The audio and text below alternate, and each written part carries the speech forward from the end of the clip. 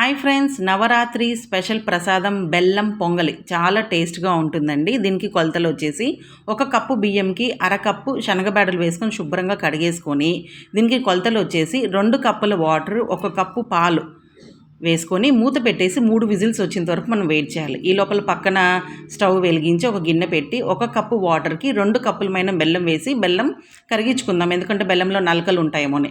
ఈ లోపల 3 విజిల్స్ వచ్చేసింది, అన్నం బాగా మెత్తగా అయిపోయింది. ఇది బెల్లం వాటర్ అంతా మనం వడగట్టుకొని ఒక 5 నిమిషాలు మంచిగా మీడియం ఫ్లేమ్లో పెట్టేసి కలిపేసుకోవాలి. హైలో పెడితే మాడిపోతుంది. మీడియంలో పెట్టి మంచిగా కలుపుకొని కొద్దిగా ఇలాచి 1 స్పూన్ పైన నెయ్యి వేసి బాగా కలుపుకోండి.